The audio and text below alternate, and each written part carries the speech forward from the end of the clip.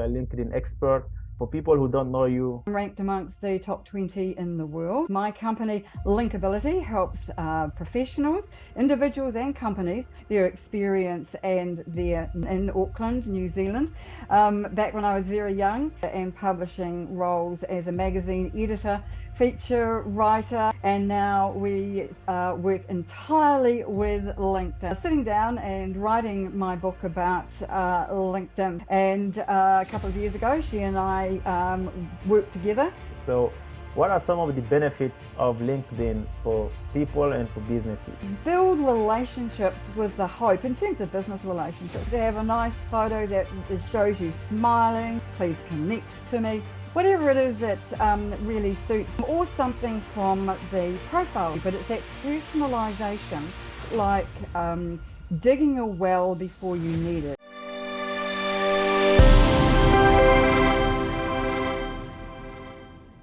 Hi, Lynnaire, and welcome. Please. Hello, it's very nice to meet you. Thank you for having me on your show. Thank you so much. I'm so happy to have you here. You are a LinkedIn expert. For people who don't know you, what's your story? Please tell everyone about you.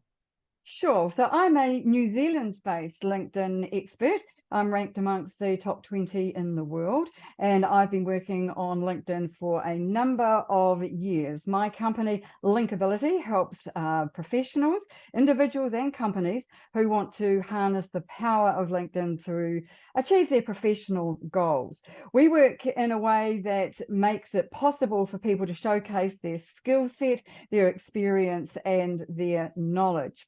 Now, I'm a writer. I've been a professional writer all my life.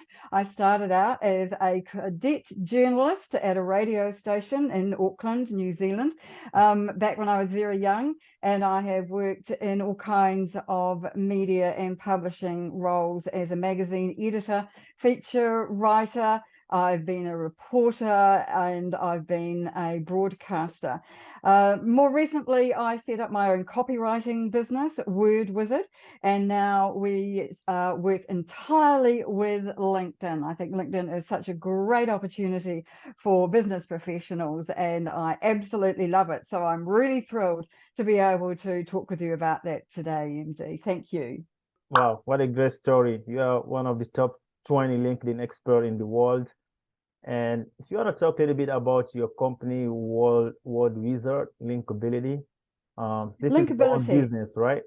Sure, it is, but it's also the title of my book, Okay. Linkability, 4 Powerful Strategies to Maximize Your LinkedIn Success. And that came about because I was unexpectedly ranked #1 in New Zealand as a LinkedIn expert when I really didn't think that I merited that. So I sat down and wrote a book because, as people who are writers will tell you, if you want to learn about something, you need to write about it. And so I spent a year or so just before COVID sitting down and writing my book about LinkedIn, and it has done really well. It is now one of the Book Authority's top LinkedIn books of all time. So I'm pretty pleased with that. For someone from New Zealand, I think that that's a pretty good accolade to have. So to me, LinkedIn is one of those platforms that is really underutilized and Okay. that has so much power that it's just astonishing. Wow. So Linkability is all about LinkedIn. That's Yes. the book's all Yes. about it. Wow. Yes. And so I named the next part of my business Linkability after the title of my book. And then you can get this on Amazon. Yes, absolutely. Okay. Wow. And That's it's awesome. available in all 3 platforms. So hard copy, digital and audio. Audiobook. Okay. Audio. Yes, which I read. Yeah, the audio one, that's awesome. Thank you for doing that. Also, you have this group, Business Gold. Business Gold. Now, this is a book I co-authored with Michelle J. Raymond from Sydney. She's the world's leading expert in LinkedIn company pages. And a couple of years ago, she and I worked together to create this book, which became a bestseller. You wouldn't think that a book about LinkedIn company pages would be that interesting to a lot of people, but it certainly turned out to be. And now it's still the only book on the market about LinkedIn company pages. So yes, we really enjoyed working on that one together too. Wow, that's awesome. Thank you for everything you're doing. So What are some of the benefits of LinkedIn for people and for businesses? Well, I think that one of the most obvious is the fact that you and I are sitting here talking today. Right now, we are in different parts of the world, and yet we are still here talking to each other through the advantages of technology. And LinkedIn is an enabler of that. So it allows you to meet people that you would never come across in your normal daily life, which I don't know about you, but I just love that because New Zealand is a long way from anywhere. And so to be able to meet people from all parts of the world who've had all kinds of different experiences than me is really just an amazing thing. So I do enjoy that. So networking, meeting people that you wouldn't necessarily meet, and also learning from people who are experts in their field. And so I think that it's always important that we're constantly learning. And so LinkedIn gives you the opportunity to hear from people who've got expertise and are sharing it on LinkedIn. I also believe that LinkedIn is a great place for doing business because we all build relationships with the hope, in terms of business relationships, with the hope that there will be a client there at the end of the process. But LinkedIn allows you to build those personal relationships along the way because we all do business with people we know, like, and trust. So if you meet someone on LinkedIn, you get to know them, you get to see them, you get to read their content and perhaps engage with them, then you will learn to trust them, they'll learn to trust you, and it becomes a mutually beneficial relationship. So I think those are three really good starting points, MD. So learning, meeting new people, and being able to share and learn and grow your business. Yeah. So how to create a good LinkedIn profile? Because Oh, I hope you've got the rest of the day for so this. you're an expert in writing. I mean, you help people write their LinkedIn profile. Um, so do you have any examples you want to show the viewers? Well, Or do you want to talk I'm about some very happy for you to LinkedIn show them profile? mine because all of the techniques that I use on other people's profiles, I have already tested on my own just to see how they work. And it's really super important to have a good, compelling, and complete LinkedIn profile. The reason for that is that when someone checks you out anywhere online, say they Google your name, for example, your LinkedIn profile is what they're going to see first. Right. So you need to make it a good one. You need to make it a compelling reason for them to stop by.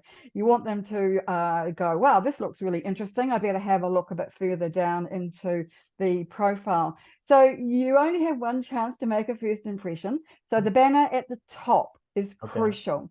It needs to be colorful. It needs to tell people what you do, and it needs to give them a reason for looking further into your profile. So the example that you've got here, which is mine, is to offer a free ebook down further into the profile. So people scroll down so that they can get a copy of that if they want to do that. Now, part of my thing with LinkedIn, and not everybody's like this, is I like to share a lot of information. I like to talk about LinkedIn. I like to help other people with LinkedIn because I believe that the more of us who are good at LinkedIn, the better it is for everybody.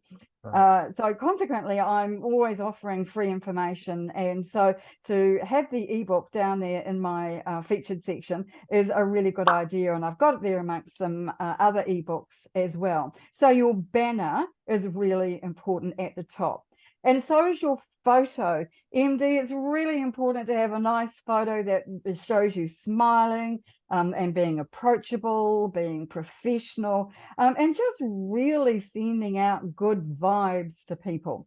I don't know if you know this, but you can also have a video in there behind the profile so that Oh, when okay. somebody goes to your profile, they can actually see the video.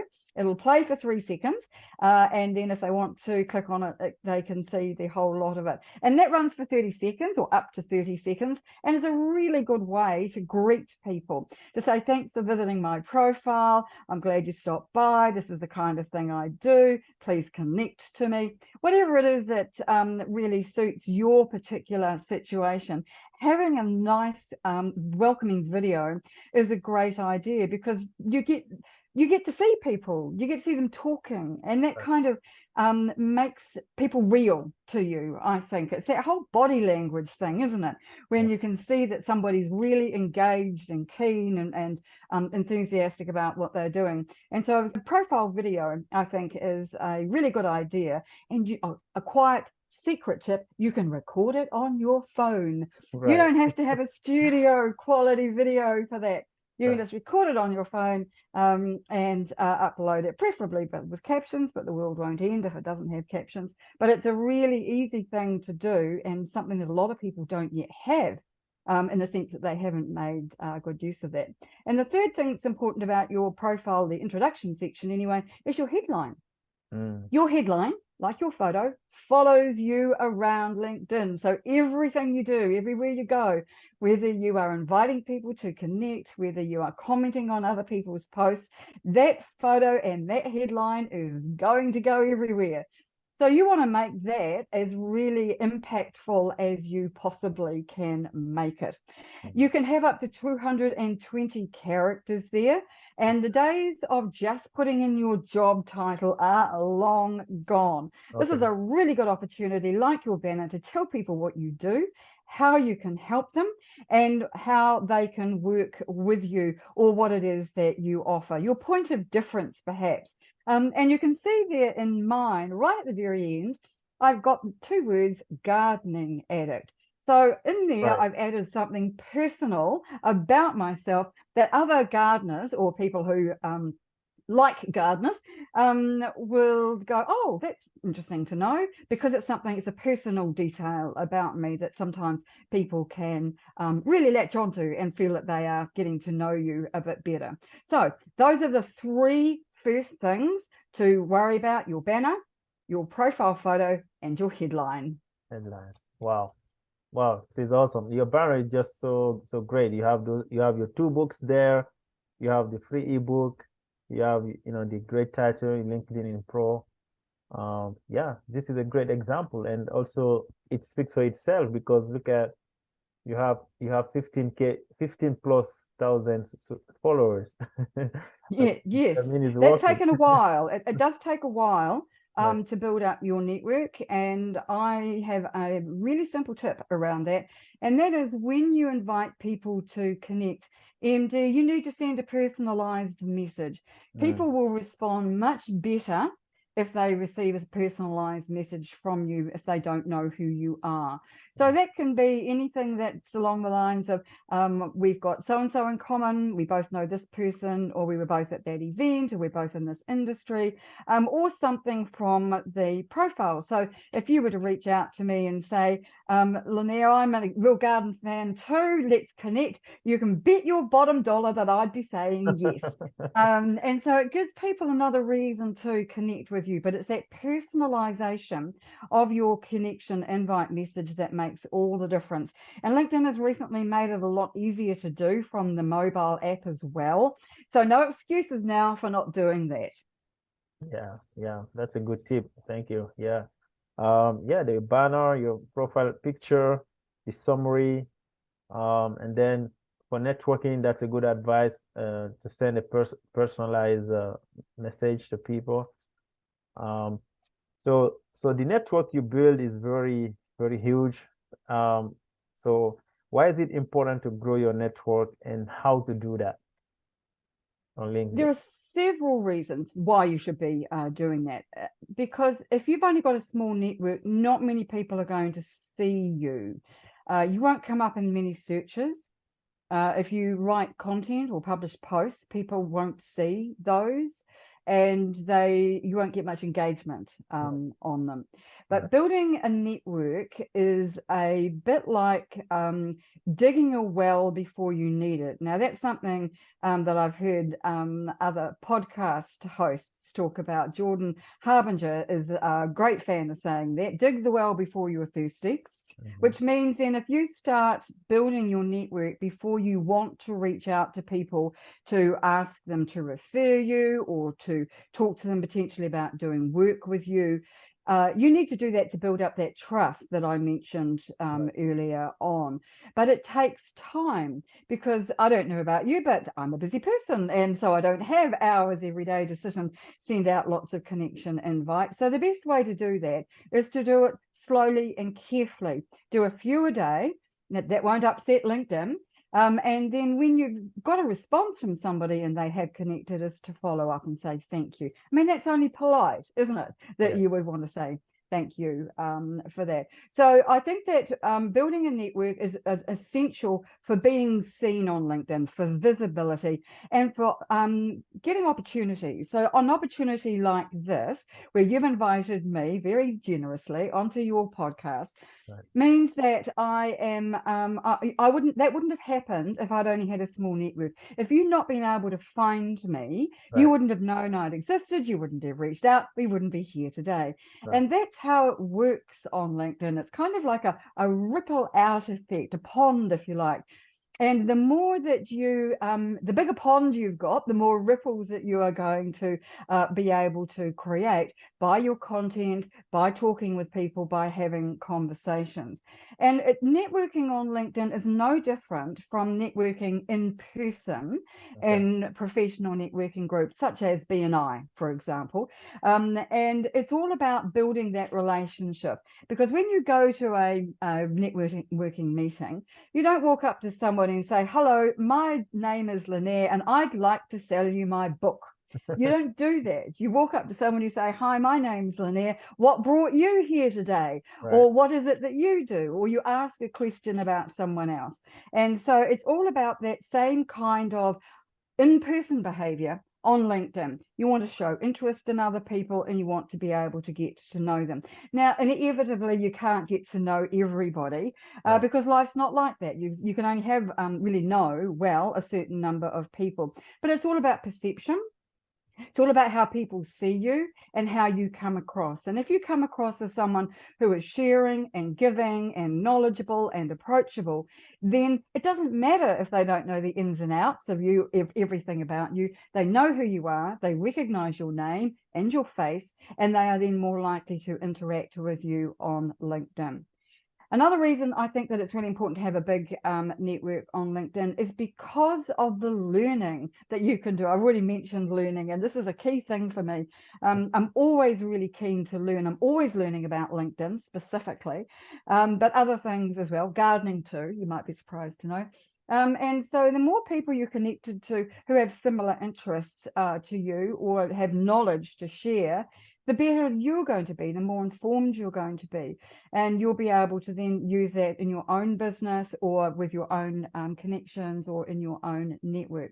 So I think there's a lot of reasons why you need to have a really good sized network, but you need to take the time to build it. I've been on LinkedIn for a long time, for about 8 years, really seriously. And I only have 15,000 followers. There are a lot of people who've been on LinkedIn for this length of time or longer who have got tens of thousands more, hundreds of thousands more followers. So it's not something that it comes easily. Sometimes you might get lucky and get it really easily, but basically it's a lot of hard work. Right. Wow. Yeah. That's very interesting. So you talked about learning on LinkedIn. So you learn through your network, through people you know. Also, I don't know if you know about that, LinkedIn Learning. I don't know if you use that tool. They also have some courses there.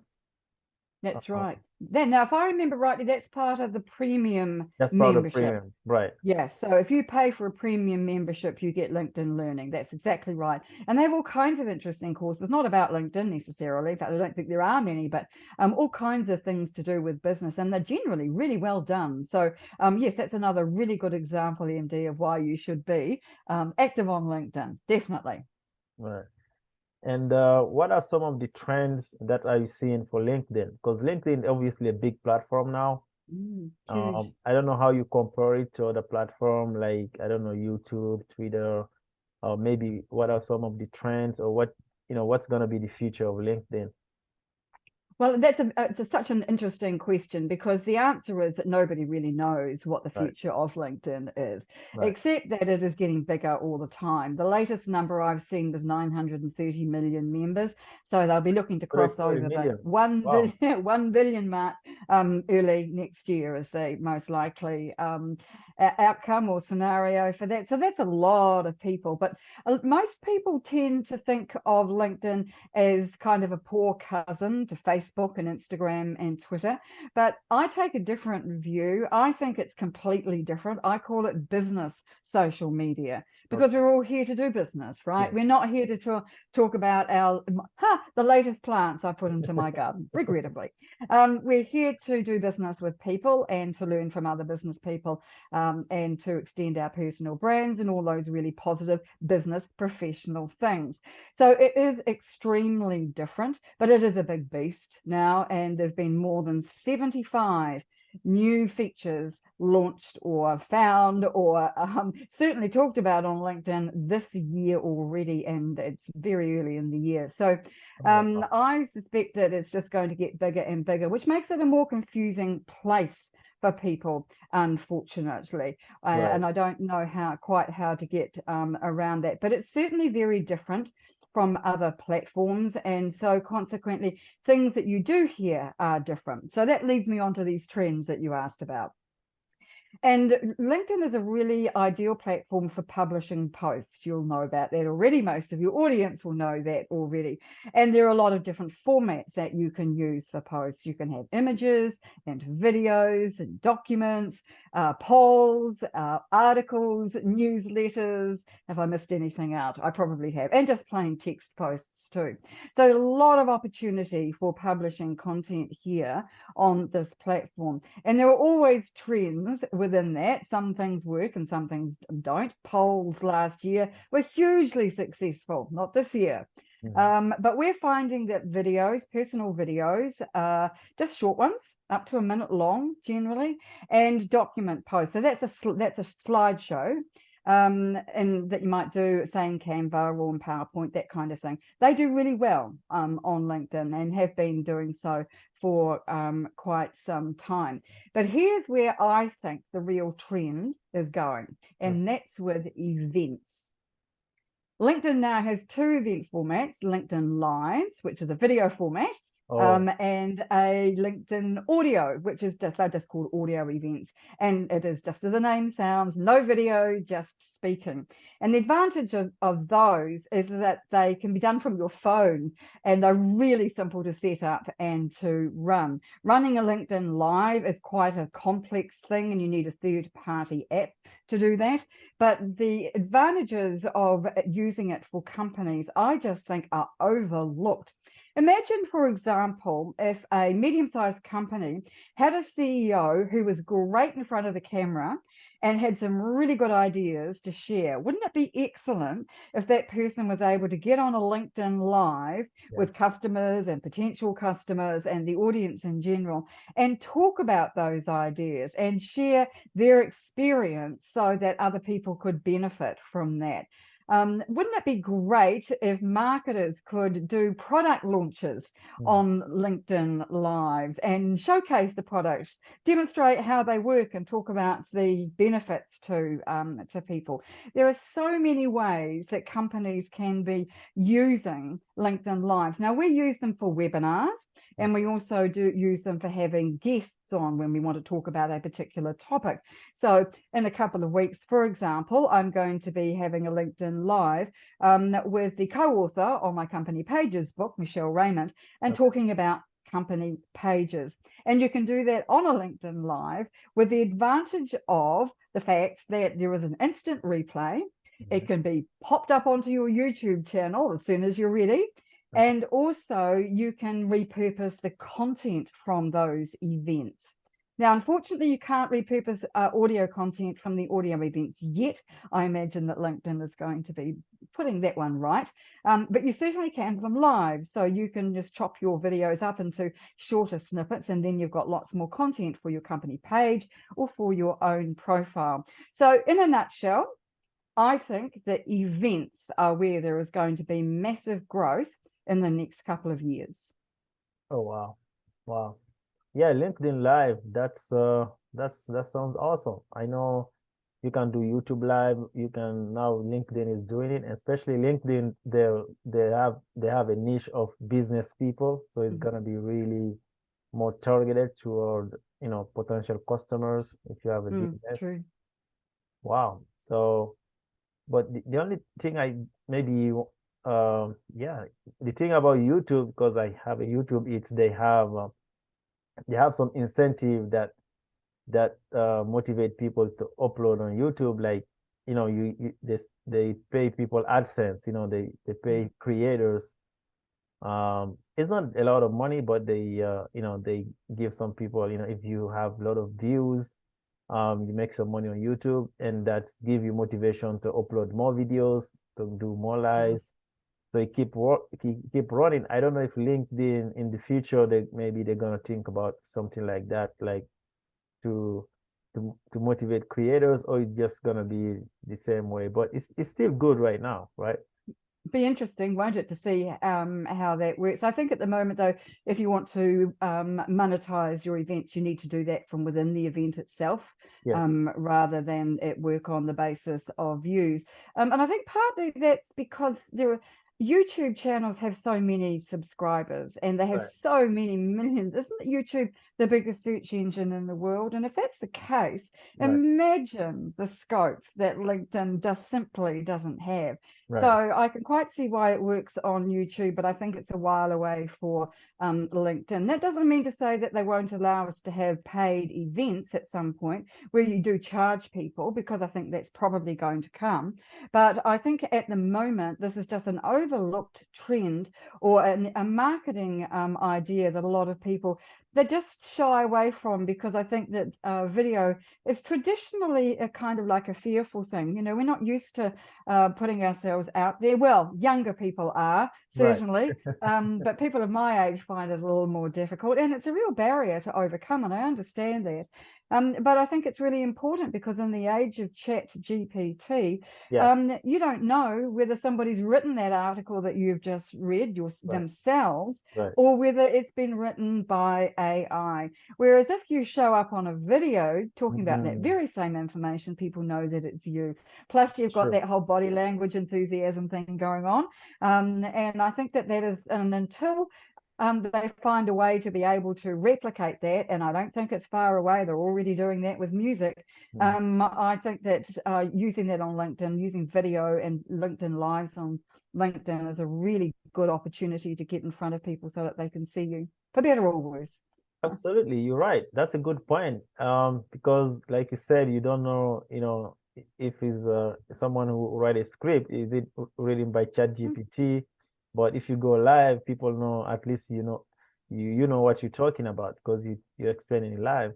But talking about Mm. ChatGPT actually, so, and all these AI tools, how do you think those are gonna fit with LinkedIn? Do you think LinkedIn gonna start Mm. adding their own AI tools like Google have them ChatGPT now, Well, again, I chatbot? think that's crystal ball gazing. But let's remember that LinkedIn is owned by Microsoft. Oh yes, Now, Microsoft Microsoft, is, they finance yeah. Mm-hmm. OpenAI, right? Mm-hmm. Mm-hmm. So I think that we will see it on LinkedIn. Quite how, I'm not entirely certain, because they're not fans of automation, but I'm guessing that they'll see AI as something slightly different. Right. And because AI is going to, or things like ChatGPT are going to develop so very, very quickly in the next few years, I can't see how they can avoid making it available in some form or another. Now, Yeah, quite how that's going to work with for people like me who are writers and right. we want to write our own, we'll create our own content, I'm really not certain. But I do think it's going to be very, very interesting. And I think until they can, AI can do video in your stead, Mm. that putting videos up on LinkedIn is going to be the way sort of to circumvent that particular problem. Right. And Microsoft, they already started integrating they have Microsoft Copilots, they have Bing. Mhm. Bing now you have ChatGPT with Bing. So it's already integrated in Microsoft products. So I think it's going to come. Yeah, it's gonna come. Are you part of people who who are skeptical about AI or optimistic, for the future of Well, I don't know. I'm a pragmatist. right. So AI is coming, whether we like it or not. That's And correct. I think that our job is to find ways to work with it. To adapt. You Yeah. know, before COVID, very few people use Zoom. Look at us all now, Yes, that's right? true. It I took didn't know something Zoom. like exactly a pandemic to turn the whole world around in less than a year, basically. And now we couldn't live without Zoom. I think AI is going to have the same kind of effect. We just don't know quite how that's going to be, what will precipitate such a major change. But look at how much of a grab on the imagination it's had in just a few months. I Mhm. mean, it's been huge. It's everywhere, isn't it? Yes. And we may not all be using it ourselves yet, but we're all aware of it, and we know we're going to have to come to grips with it. And whatever form AI takes, whether it's better forms of Chat GPT or something else, we're all going to have to work out ways to be able to use it. I'm an older person. I learned to type on a manual typewriter. Wow. Good luck with finding a manual typewriter now outside a museum. Wow. So you can see that things are changing very, very quickly, and technology has just taken off in the last few decades. And I see no reason why that is going to slow down. I think it's just going to happen faster and faster. And we all need to keep up if we want to be able to keep communicating, keep doing our jobs, or just keep being involved in the world, I think. Wow. What a pragmatic. That's a great point. And also, I love that story that you said you learned, typing with the typewriter. Imagine from the typewriter to internet, no, to the first personal computer, to the internet, to the iPhone, and now Yeah, to the Chat GPT. yeah. What a story. Well, absolutely. Look, if you tried to explain to me what the internet was when I was a child, you'd have had no chance of me grasping the concepts at all. But look at us now. Isn't it amazing how fast it's all happened? And I just think it's going to continue. I really, really do. As technology gets better, it just keeps making technology get better faster and faster. Wow. So right now, for people looking for jobs on LinkedIn, what are some of the tips you have for job opportunities? As you know, you have many companies doing layoff, even here in Mm. the United States, and sometimes, the economy goes up and down. So how people can leverage LinkedIn, to find job opportunities. I think the first thing they need to do is to have a good profile. Everything that you do on LinkedIn, as I've said, is underpinned by having a good LinkedIn profile. And if you want recruiters to find you, you need to have a good profile, because when they do find you, you want them to go, oh, this person looks interesting. He, she, they might well fit with the role that we're looking for. And so having a really good profile that showcases your skills, your experience, and your knowledge is going to make you stand out from everyone else. And I think where people go wrong with this is thinking that LinkedIn is just a place to have their profile, to have their CV or resume online, and it's not. It is so much more than that. It's very visual these days. It doesn't have to be aligned with your CV. It can be talk about the different things that you've done that may not even be on your CV, and include all kinds of information that people would find interesting and that helps them get to know you and what kind of a person you are. CV can't do any of that, unfortunately, or maybe fortunately, really, for LinkedIn. So the first thing is to have a really good profile. The second is to have a good sized network, because you need people to be able to see you. You need people to be able to reach out to you and to be able to find you on LinkedIn. We've already talked a bit about that. And the third thing is that something that not a lot of people know, and that is in the experience section of your LinkedIn profile, where you have your job title. Mhm. You need that to match one that is in LinkedIn's database. So if you've got a really creative, fancy job title, you won't be able to be found in searches. But if you have a job title that's in the LinkedIn database, then you will. And the way you know that is by going to the drop-down menu when you type in the title of your job and looking at all the different job titles that LinkedIn suggests. And you need to find one that's the closest to what it is that you actually do. Now, a lot of people don't know about that because it's one of those things that just doesn't get talked about a lot. But if you choose in any of the fields where LinkedIn gives you an opportunity, things, items, locations, places, job titles, skills that LinkedIn suggests, then your profile will do better on LinkedIn, and you will be able to see that you have had more search appearances and people visiting your profile. Now, I am not a good example of this because LinkedIn Profile Writer is not in the LinkedIn database. But if you, I do have a number of different job titles there. Author is one of them, and that is in the LinkedIn database. So it's a matter of just making sure that what you've got on your profile is a good balance between what you actually do, so your job title, and one that's in the it's in the LinkedIn database. So you can see the copywriter one there. That's a really good example. That's one that is in the LinkedIn database. And so is editor. So those are the kind of thing, that's the kind of title that gets searched for. And so that means that my name comes up when people are looking for searches. There have been a lot of new features this year for recruitment, for job hunters, and also for recruiting companies. And I did a LinkedIn Live about that in February with Kevin D. Turner from the United States, who was very good on all of this.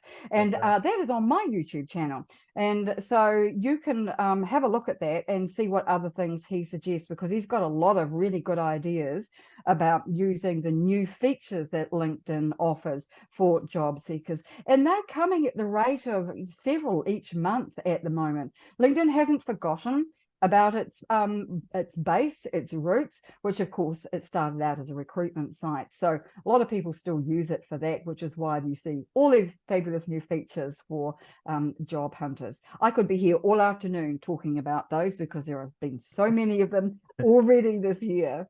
Wow. Wow. What's the name of your YouTube? It's called Linkability. Now, there's a surprise. Linkability NZ, I think it's called. I should know that better, really, shouldn't I? But if you type in Linkability NZ, it should come up on YouTube. And I know you're going to prove me wrong now, but I do hope it does. I've got on there all kinds of different linkability videos that we've done for our webinars. There it is, right at the top. Yay! Okay. How about that? The wonders of modern technology. Right. So in here, I've got all my webinars, and you can see that there is one there, Kevin Turner, right at the right-hand side there. That's a really good, useful video for people to look at who are job hunters and in the recruitment business. Wow, this is a great YouTube. It's a great channel. Thank you. But all very long. I need to put up some ones that are shorter. So so the other ones in there are a little interesting too. So the one in the middle was a recent one with AJ Wilcox, who's the world's expert in LinkedIn advertising. He had some really interesting things to say. He's a really nice man. And the one that's second from the left, that's all about content on LinkedIn and the challenges that we're all undergoing with our content at the moment. And the one on the left I did just last week, which is all about building a business using LinkedIn. So a lot of different choices, and there's a whole bunch more on there as well, including MD, one about profiles. So people are welcome to go and have a look at that, and because these are all free, and to see what it is that I've got to say about LinkedIn profiles. Wow, thanks for these webinars. Thanks for this. So people have no excuse. You guys go to Linkability YouTube channel and watch all these videos to build your LinkedIn profile. I like your advice about the LinkedIn database. That's so powerful, because I have a technical background, and anytime you can use those keywords, those SEOs, so the LinkedIn algorithms can recommend your profile depending on what people are looking for. Like you said, copywriter, they're gonna try to recommend you if you have already built your network and then your profile is good. Building your network comes back to that, doesn't it? Wow, that's a great point. Wow. Wow. A good source today. Wow. Thank you. Wow. You can So, tell I'm enthusiastic about LinkedIn and I love talking about it. wow. So yeah, in the same topic, so how to build your personal brand on LinkedIn, just as a follow-up. All right. I think a lot of people don't understand that they have a personal brand. Mm, That even if they don't think they have a personal brand, they do. Not having a personal brand is a personal brand. And in the day and age of technology and everybody being online, how you come across to everyone else who is looking at you online is really, really important. And so a personal brand on LinkedIn is all about your profile, comes back to your profile again, how you come across in your videos, how your profile looks. And if you could just go back to my profile again for just a moment, MD, let me just talk briefly about the featured section on your LinkedIn profile, because I didn't cover that. mm, And it is something that really helps you to build your personal brand. Now you can see there that there are quite good sized thumbnails. And in this section, you can have events, as you can see I've got there on the left. You can add your newsletter to get people to subscribe. You can talk about your ebooks, as you've already seen. You can have your posts and articles pinned to this section too. What you want here is a really good mix of different content that helps people to understand what it is that you do, who you are, and in a really nice visual way. So I have a real variety on this section of my profile, and I'm constantly changing it. I'm always putting up what's my my next event, and you can see there that I've got the calendar up for May. So those are the kind of areas I think that really help to build your brand, because people can see you, they can get to know you, but it goes deeper than that. I think that people need to find a way that is different from other people and come across in a way that resonates for them, is authentic, is what I'm trying to say. mm. Because it's really interesting. This is not something just for young people. This Right, is not something just for pretty young ladies. right. Having a personal brand is something we all need to focus on. And whether you're somebody who's been in business for a good length of time, you're a CEO, or you are a graduate just starting out, your personal brand will grow and develop as you use LinkedIn, as you get better known, as you decide where you want to place your efforts, whether that's on focusing on videos and events or on posting content. Your personal brand will become part of you, and it's your point of difference, at what makes you stand out from other people. And there are multiple ways to be able to demonstrate your personal brand on LinkedIn visually, through the words that you use and your interactions, the content that you post, the events that you hold, and the way that you message people. It all feeds in to one thing, and that is your personal brand. And how that comes across as via your profile. So right again, back to the circle, getting a good profile is important. Wow. Wow. So if someone need help with their LinkedIn profile, they can reach out to you, right? They certainly can. So you, Absolutely. Very happy to help people with their LinkedIn profiles. And I work either with them in a coaching sense, if they want to learn how to do it themselves, or I offer a done for you service too. So people can have it all done for them really easily, which includes all the new features of LinkedIn, because it's quite a technical beast these days. And I don't believe that AI can do nearly as good a job, I would say that. But it's all about really being able to talk about a person in a way that resonates with other people. And it's very difficult to write about yourself. yes, yes, A lot of people really, really struggle with that. So that's where I come in. yes. And you do it for people, and you also do it for businesses. Yes, we do company pages for businesses too, because of course, medium-sized and larger businesses, but mainly medium-sized businesses, really are starting to see the benefits of having a good LinkedIn strategy, so that they're seen out there in their communities and with their customers, and they are part of what's going on, and these employees can get involved and customers can get involved. That really is becoming almost a little, an interactive interactive website all on its own, just the company pages. It's really amazing how that's changed. Wow. Wow.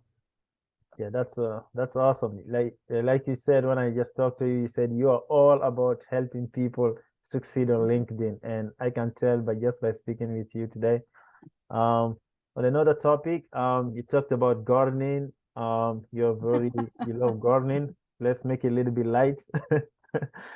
So, Gardening, yes. When I'm not on LinkedIn, I'm gardening, and I have a very strong belief that as humans, we need to be doing more for the planet.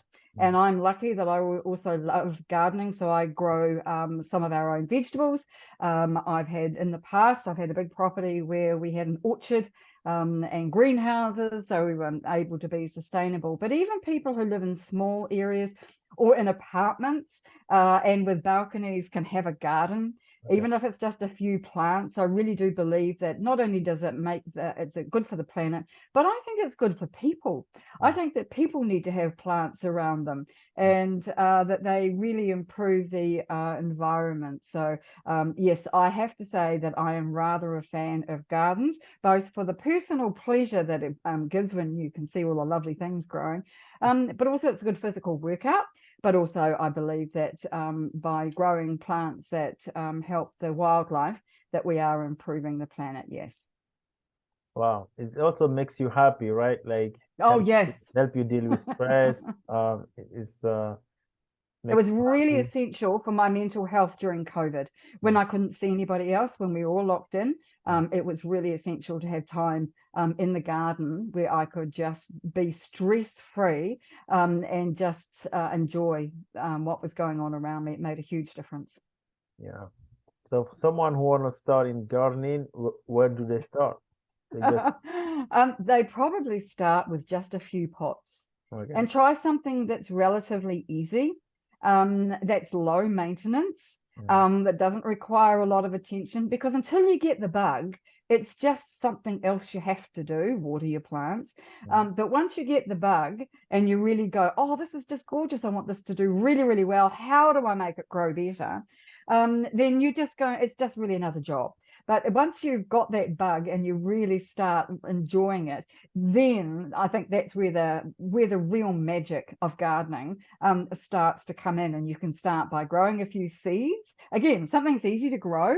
It might be vegetables, or it might just be flowers that you really like to have in the house. It could be herbs if you like to cook. But just starting with something simple and easy, I think, is a great way to get into gardening. But let me warn you, if you get bit by the gardening bug, you are bit, and you can be bit big time. So you need to watch out. That's true. That's true. That's true. So gardening and climate change. I like that because a lot of people are asking, what can I do for climate change, right?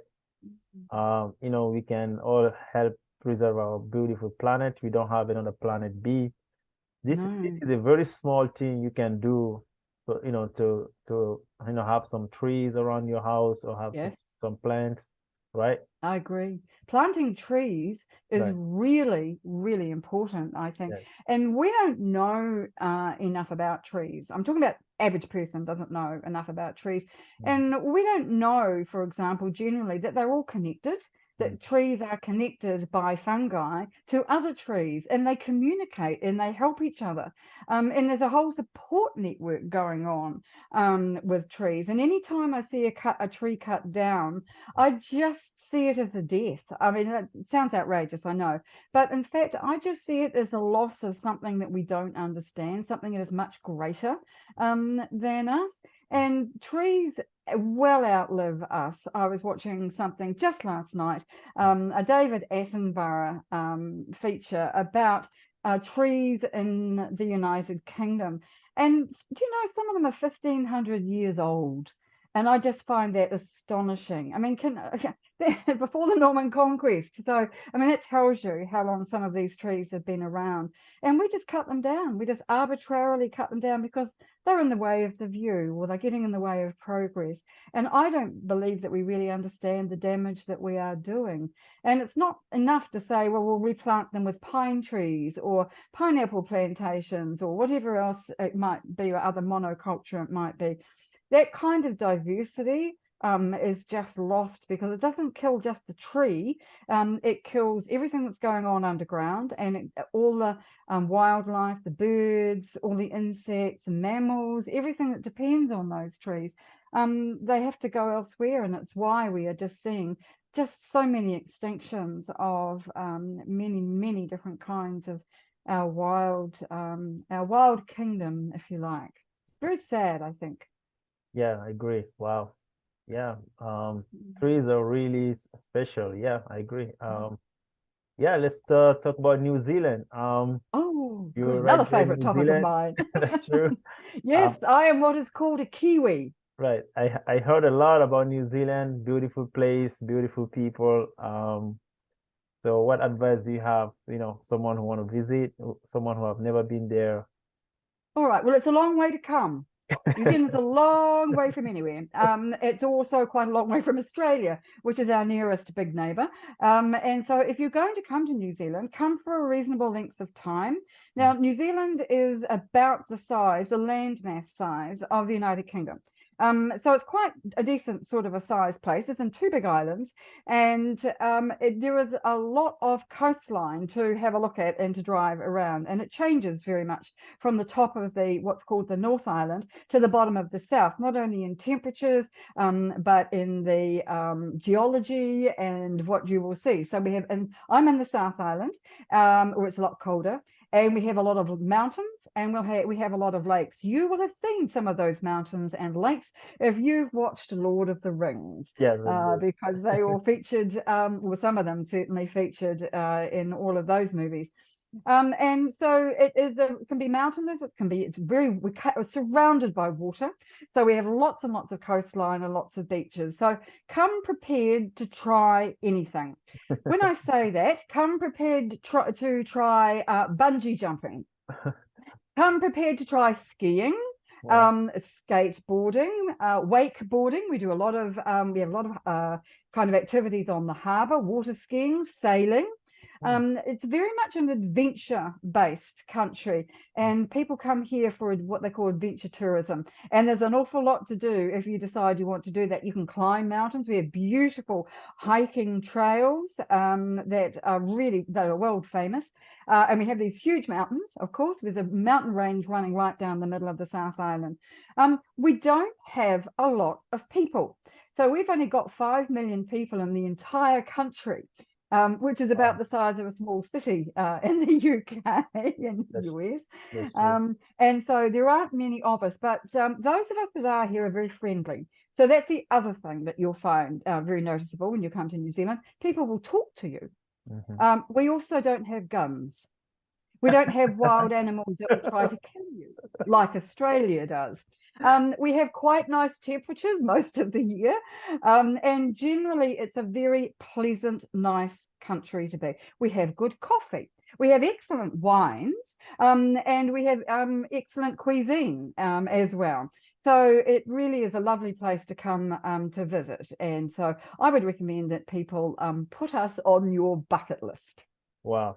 That was very well said. Like you're like an ambassador for New Zealand now.